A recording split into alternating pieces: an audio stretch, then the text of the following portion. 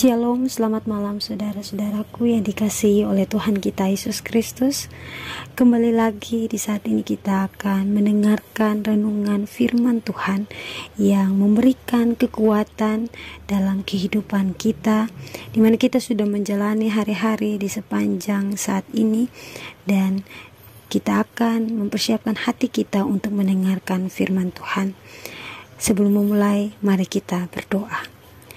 Ya Tuhan Allah Bapa kami yang bertakhta dalam kerajaan surga, di saat ini kami akan mendengarkan firman-Mu.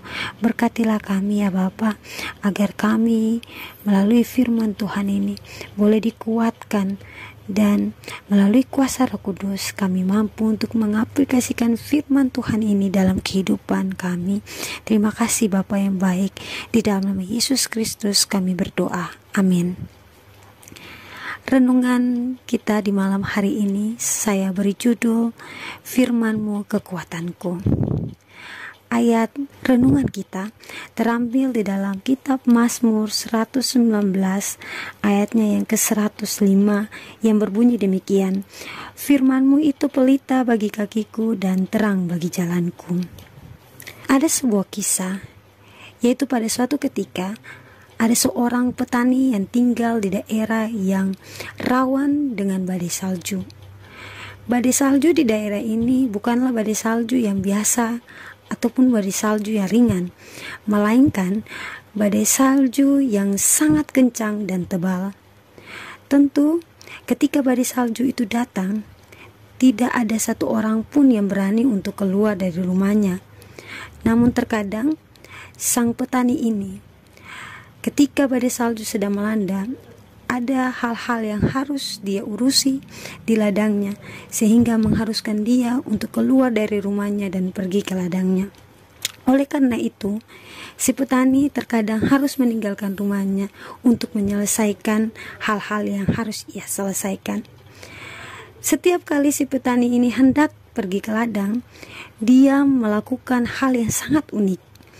Ada hal yang dia lakukan, yakni dia akan mengikatkan dirinya dengan seutas tali yang menghubungkan dirinya dengan rumahnya. Padahal saudara-saudara, ladangnya ini hanyalah dekat dengan rumahnya. Ladangnya berada tepat di depan rumah daripada sang petani. Lantas pertanyaannya adalah, mengapa sang petani ini harus melakukan hal tersebut? Karena jika petani ini tidak menghubungkan dirinya dengan tali tersebut, maka dia akan tersesat di tengah badai salju yang datang. Badai salju ini bukanlah badai salju yang biasa, tetapi badai salju ini dapat membuat penglihatan benar-benar pudar, dan akan orang-orang sangat sulit untuk mengetahui arah ketika mereka berada di tengah-tengah salju tersebut. Maka itulah sang petani, dia mengikatkan dirinya menggunakan tali tersebut agar dapat memimpin sang petani ini pulang ketika dia selesai melakukan pekerjaannya di ladang. Sebab jika tidak ada tali tersebut, kemungkinan besar sang petani akan tersesat di ladangnya dan mati karena kedinginan. Saudara-saudara, cerita di atas atau cerita yang telah saya ceritakan tadi menggambarkan tentang kehidupan kita. Si petani adalah diri kita, saya dan saudara-saudara.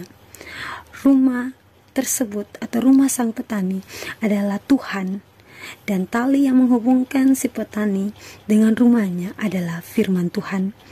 Serta badai salju yang menyerang adalah cobaan-cobaan atau rintangan-rintangan dan tantangan-tantangan dari dunia yang seringkali terjadi dalam kehidupan kita. Sangatlah penting bagi saudara dan saya untuk terus melekatkan diri kita kepada Tuhan melalui firman-Nya. Sebelum kita keluar dari rumah, sebelum kita melakukan pekerjaan di ladang, atau sebelum kita melakukan pekerjaan-pekerjaan lainnya, jika kita tidak melekatkan diri kita kepada Tuhan melalui firman-Nya, maka kemungkinan besar saudara dan saya dapat kehilangan arah, dan ketika kita berada di tengah-tengah ladang atau di tengah-tengah cobaan dunia ini, bisa saja kita tidak kuat dan jatuh dalam jurang kebinasaan. Alkitab mengatakan berkali-kali bahwa firman Tuhan adalah panduan dalam kehidupan kita. Firman Tuhan adalah sumber daya yang telah disediakan oleh Tuhan untuk dapat memimpin kita kembali pulang. Maka itu, janganlah kita malas untuk mengikatkan diri kita kepada Tuhan melalui firman-Nya. Setiap kali kita hendak menjalani hari-hari hidup kita, marilah kita selalu membaca firman Tuhan. Lantas pertanyaannya, pembacaan Alkitab harus dilakukan pada saat apa? Apakah hanya di siang hari? Apakah di pagi hari? Ataukah di malam hari? Jawabannya adalah lebih baik di pagi hari, di malam hari, maupun di siang hari. Karena kekuatan kita dalam menghadapi hidup hanya akan ditentukan oleh seberapa kita membaca Alkitab.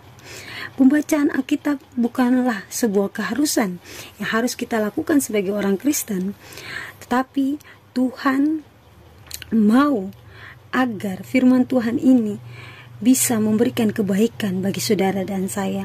Tuhan sengaja menyediakan firman Tuhan ini untuk menuntun kita di dalam kebenaran, sehingga barang siapa menolak pembacaan firman Tuhan di dalam kesehariannya, itu berarti dia menolak sumber daya yang Tuhan telah sediakan baginya untuk memperlengkapi dirinya dalam menghadapi hari-hari hidupnya.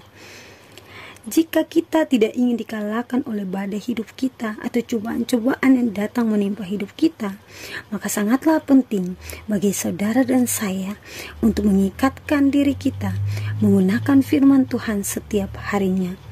Dan saya berani jamin, hidup kita pasti akan berubah 180 derajat ketika kita rajin membaca Alkitab di dalam keseharian hidup kita. Kita akan menjadi lebih tenang, kita akan menjadi lebih kuat, bahkan kita akan menjadi lebih bersukacita di dalam keseharian hidup kita jika kita mau memasukkan pembacaan Alkitab di dalam kehidupan kita. Untuk itu, sebagaimana firman Tuhan, Mazmur 119 ayat 105, firman-Mu adalah pelita bagi kakiku dan terang bagi jalanku. Semoga Tuhan Yesus memberkati kita semua, dan marilah kita menyediakan waktu kita untuk membaca firman Allah. Terima kasih. Baik, mari kita bersama-sama satu di dalam doa. Ya Tuhan Allah Bapa kami yang ada dalam kerajaan surga, terima kasih untuk wejangan firman Tuhan yang telah memberikan kekuatan bagi kami. Ajarlah kami ya Bapa di surga untuk setia di dalam melakukan perkara-perkara yang Tuhan telah sediakan bagi kami. Biarlah kami mau rajin untuk membaca firman Allah, sehingga kami boleh menerima penguatan melalui firman Allah yang akan menuntun hidup kami untuk tetap setia kepada Tuhan, yang akan menuntun hidup kami untuk mampu melewati setiap badai cobaan dalam hidup kami. Bapa, kami tidak mampu sebagai manusia, tapi kami yakin dan percaya bahwa Bapa di surga akan memberikan kekuatan kepada kami. Berkatilah pendengar-pendengar firman Tuhan di saat ini yang sudah mendengarkan firman Tuhan, agar mereka boleh dikuatkan melalui firman ini, dan dalam kehidupan mereka mau selalu mengingat akan kasih Tuhan. Terima kasih ya Bapa di surga, sempurnakanlah doa kami di saat ini, karena kami berdoa hanya di dalam nama Yesus Kristus, Tuhan dan Juru Selamat kami. Haleluya.